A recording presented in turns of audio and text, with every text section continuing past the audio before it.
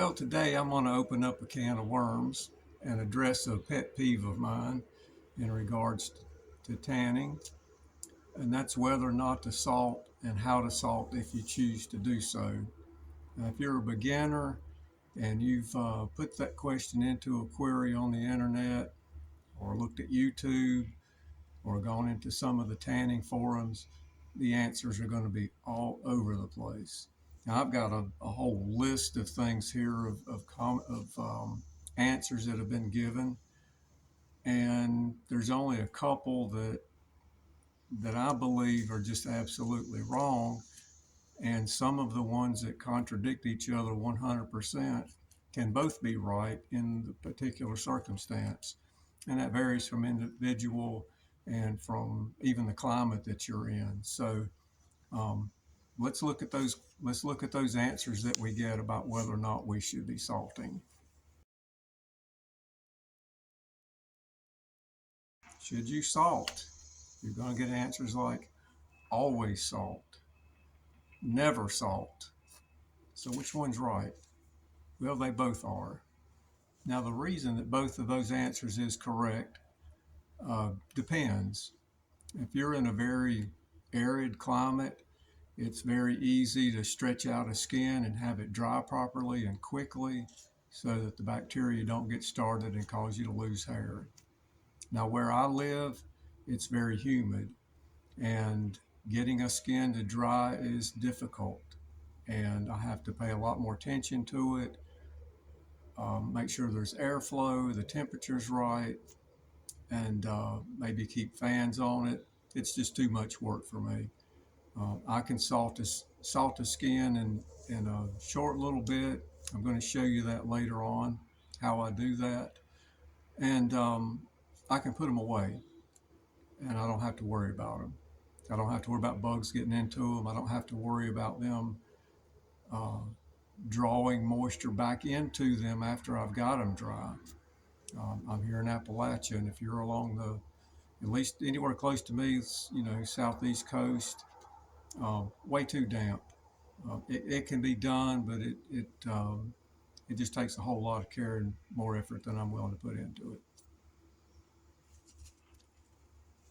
So, yes, I salt most all of my hides.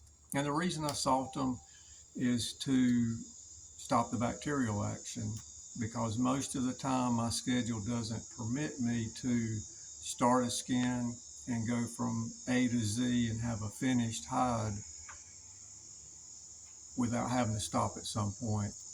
And usually I have too much going on. The animals come when they come, and usually it's not convenient or a time when I can just go all the way through. So I skin them, flesh them, salt them, and it's taken care of. And then when I have the time, I come back and take care of those.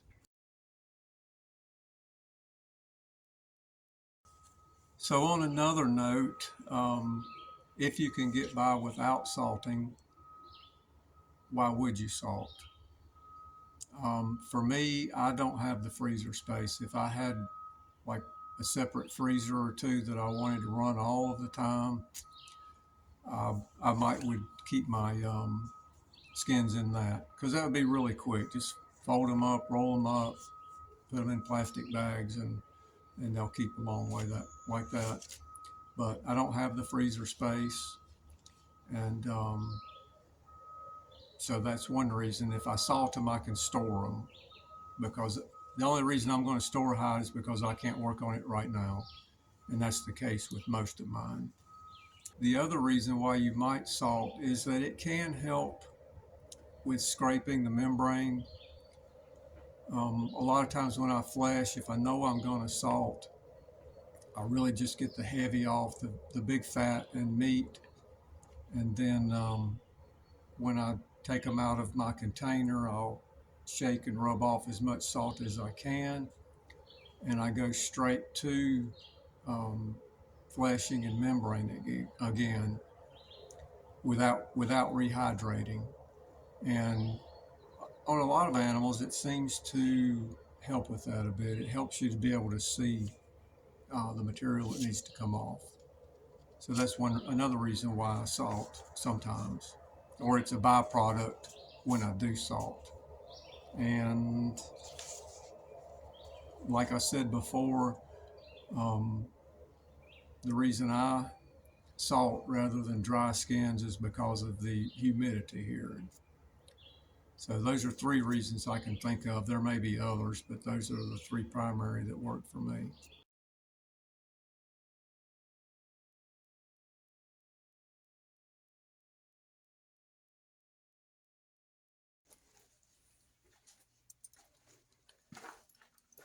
All right, we're in my secret hiding place where I keep all my skins.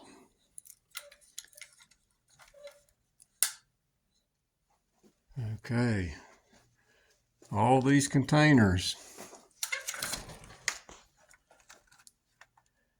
all of these containers, they're filled with deer skins. I think there's maybe 40 of them in here right now.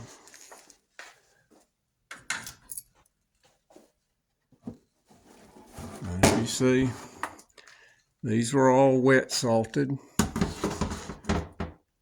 just like I'm going to show you later in the video. These are maybe 8 or 9 months in here, and you see, I got no hair pulling out. Every one of these, all the way down and through here, they're safely stored. They'll keep this way for quite some time.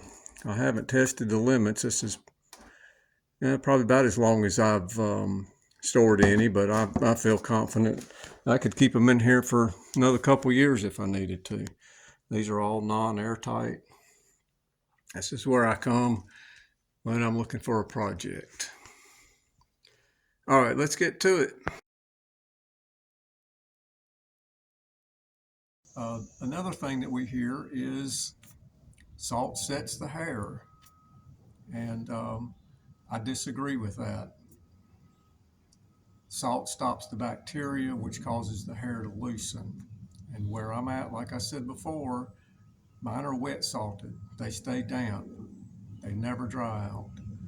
And I can assure you that if I go to rinse that salt out and I leave that skin and don't tend to it, the hair will start slipping. Now, it won't be as quick as a fresh hide because a lot of the things that bacteria like have been pulled out of it, but it can and will happen. So I still work those skins fairly quickly, cold water when I'm rinsing them to prevent that. So no, salt does not set the hair. Now, it's possible that thinking has come from people that are able to dry salt, and in that case, the hair may be fixed, but it's not because of the salt. It's because the hair was dried thoroughly. And I don't have a scientific proof of this, but my theory is that when a skin is dried properly, that the follicle tightens up and distorts and grips that hair and prevents it from pulling out. That's only a theory, but I have dried skins, without salt, and the hair is fixed. So there you go. Next is the salting process, and those answers are all over the place too. You get things like salt the hide and then freeze it, or salt it or freeze it, but never both, or at least not at the same time. And then you get the soak it in salt water. Now, as far as salting and freezing, I don't recommend that. You may get lucky and have everything be okay, but the salt prevents the hide from freezing. And so if there's any excess moisture, you're setting yourself up for bacterial problems. And if they put salt on roads when the ice storms are coming because it keeps the ice from forming. So like I said, you may get lucky, may never have a problem, but it's not worth the risk and it's twice the work. So why do it? You will hear people say you have to salt the skin until it's completely dry. And then you'll have people like me whose skins never get dry when salting. So no, you do not have to salt it until it's dry. If you're in an arid climate, that may just be a thing that happens and it's perfectly okay. But where I'm at, a skin will not dry with salt on it, period. One of my first attempts when I began was I had a squirrel and I had my little box of little cardboard box of non-iodized salt, and I put the salt all over it and I had it spread out, angled on a board like people say, and it started dripping as I expected. Checked it the next day, still dripping. Another day or two, still dripping. And at that point, I just kind of forgot about it. Came back, I don't know, maybe a week or two later, and the thing is still dripping. And I looked over where my little container of salt was, and it was dripping too. So both of them were acting as dehumidifiers. It never would have dried. Now, the salt did stop the bacteria and the fur was fine. There was no slippage, but I can't dry skin here. So I'll put that to rest. And then you get soak it in salt water. Now, that may be a thing with chemical tans, and if that's on your kit, then by all means do that. They know their product. I can only speak to natural tanning, and I would never put a hide in salt water. Water is a recipe for losing hair, salt or no salt. Now, if you've got alum in that water, a salt and alum water mixture, which is used for tawing, that's safe. And that alum will set the hair. The salt keeps the bacteria down so that the aluminum sulfate or whatever kind of alum you're using can do its thing. But that's the only time I have my hides soaking, unless I'm rinsing or cleaning, and that's in cold water quickly. They're not left there for more than 5 minutes, and I'm getting the fur dry as quick as possible. So no salt water. I've heard too many stories of people losing their skins doing that.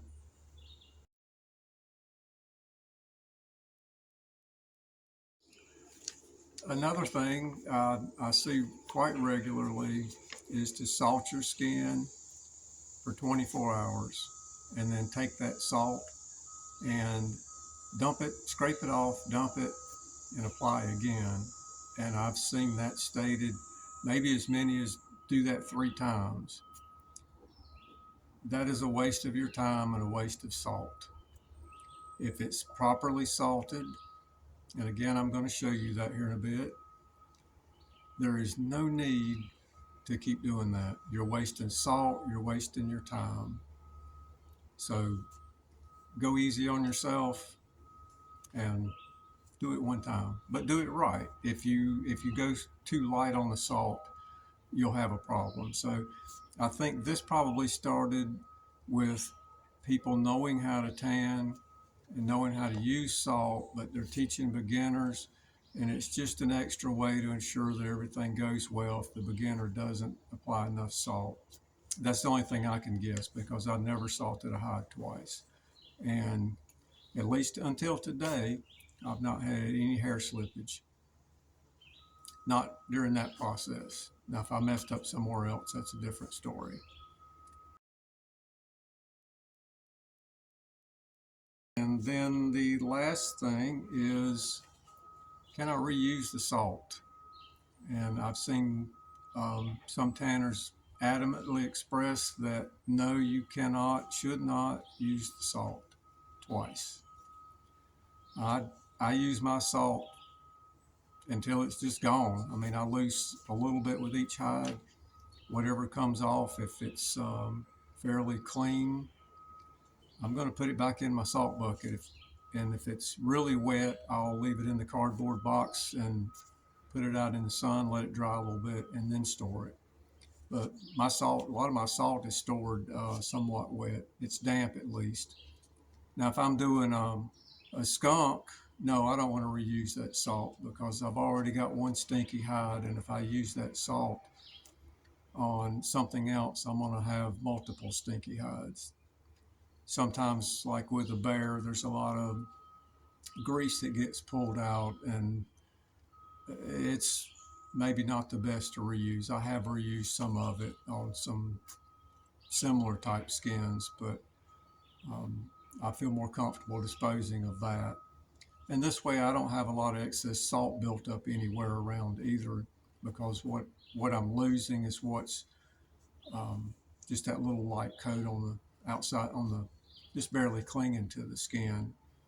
And so I'm not taxing the environment. I'm not buying as many outside resources, and it's just kind of the way I like to do things. I go as minimalist as possible.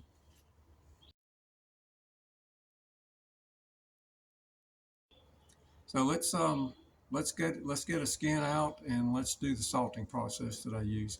Really simple. Um, it's worked good for me. I've not had any issues with it. And anyway, let's go demonstrate. So all I have to work on right now is a possum skin, and it's really pretty small, but it works exactly the same way on a larger hide. So I'm going to just throw a bunch of salt on it. And it's really important to rub it in. That'll start the moisture drawing out. If you just throw it on top, it'll be much more slower to start pulling out the moisture. So I'm gonna rub it into every little part of this.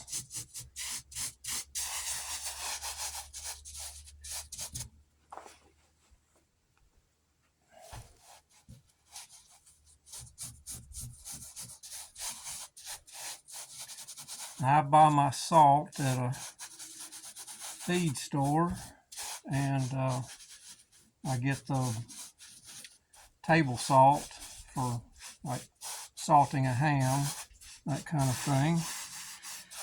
And it's used to be like $7 for 50 pounds. It's almost double that now, but that's the way things are. So once I've like scrubbed this in all the way, I'm going to lay the salt to it, and I'm going to run out an even layer on it. Now this possum's really thin, so an eighth of an inch is probably fine on it, but on a deer, a quarter inch maybe, that much or a little more for a large beef. And so I'm going to just get it all evened out. If I can see the skin somewhere, I probably don't have quite enough. And if you've got the face on it, really pile the salt in there. And hopefully you split the lips on it. And depends on the animal. I don't always turn ears, and rarely do I have a problem with slippage, but it's still a good practice. If you're saving the tail, just load that up in there.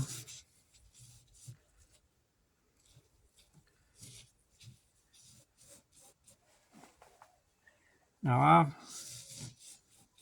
roll my skins up. I don't leave them out flat. So how am I going to keep my salt right? Well, what I do, and hopefully you've skinned pretty symmetric, is I bring it over to where the halfway point is, and you can see all that salt's piled up here. So I just spread it, even it back out. So now I'm going to have like a quarter inch over here. And this is probably, may even be a little bit too much salt, but it's better to use too much than not enough. And like I said in the first part of the video, I reuse my salt, so I don't, it's not a waste for me. And so now when I fold it over, I still have my 1/8 inch off, eighth to a quarter all the way around. and got the tail here, and I'm going to just kind of roll that up a little bit and try to keep the salt in it. Fold it inside here. And if I had the head on, I would probably just fold that over into it once. And I may do that anyway, kind of help hold the salt in. And right there in the neck, it's a little bit thicker anyway, so a little extra salt's good. And then I just roll it up. Just like that.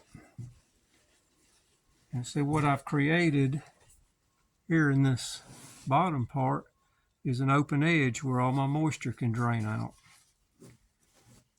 And I'm going to set the camera up and show you what I do next.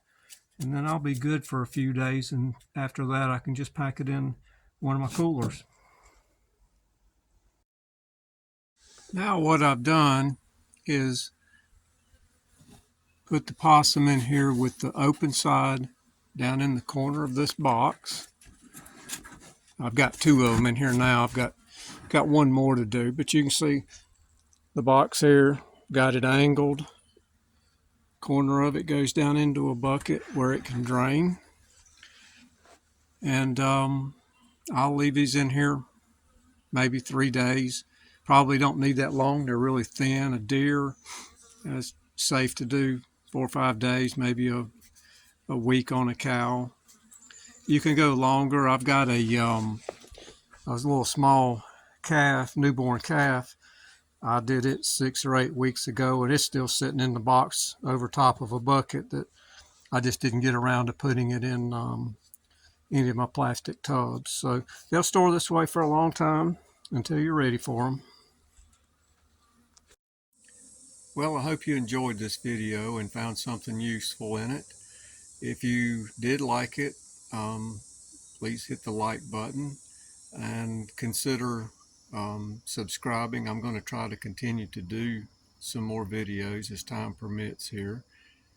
And I'll welcome your comments, even if they're constructive criticism. But if there's something that you especially liked or you have a question, please put that in the comments. And if there's something that you would like to see on tanning and it's something that I feel confident in, I will consider doing a video on that. Thank you all for watching.